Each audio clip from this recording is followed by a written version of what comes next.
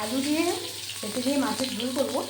তো পেঁপে সবসময় কিন্তু আমি তেলে নেড়ে তারপরে ভাপাই। সেটা আমি যে কোনো সবজিতে মানে মাংসতেই দিই কি মাছেই দিই, যাতেই দিই, শুক্তোতে দিলেও তাই করি, একবার নেড়ে তারপরে কিন্তু ভাপাই।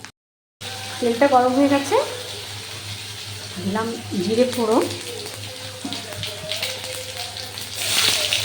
পেঁয়াজ, ভালো করে ভাজা হয়ে গেলে এর মধ্যে টমেটো পেঁয়াজ যে বাটাটা আছে সেটা আমি দেব। দিয়ে দিলাম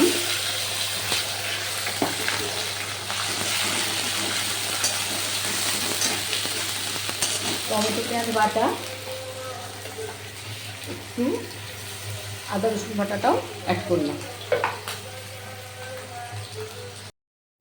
মশলাটা কষা হয়ে গেছে, এবারে আমি দিয়ে দিয়েছি এখানে একটু নুন দিয়েছি, আর এটা একটু কাশ্মীরি লঙ্কা, ধনে গুঁড়ো, জিরে গুঁড়ো, এটা ধনে গুঁড়ো, এমনি লঙ্কার গুঁড়ো, হলুদের গুঁড়ো আর বিরিয়ানি মশলা। তো এটাতে আমি যে পেঁপেটা ভেজে ভাপিয়েছিলাম সেই জলটা দিয়ে আমি মশলাটাকে আরেকবার কষে নেব। তেলটা ছেড়ে এসেছে, তো এর মধ্যে সেদ্ধ আলু আর সেদ্ধ পেঁপেটা দিয়ে ভালো করে একটু কষে নেব।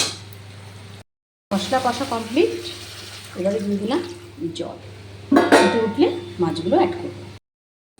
ঝোল ফুটে উঠেছে, এবার এর মধ্যে আমি মাছগুলো অ্যাড করে দিচ্ছি। পেঁপে দিয়ে আমার যেটা রুই মাছের ঝোল রেডি হয়ে গেছে। এর মধ্যে জাস্ট গোলমরিচের গুঁড়োটা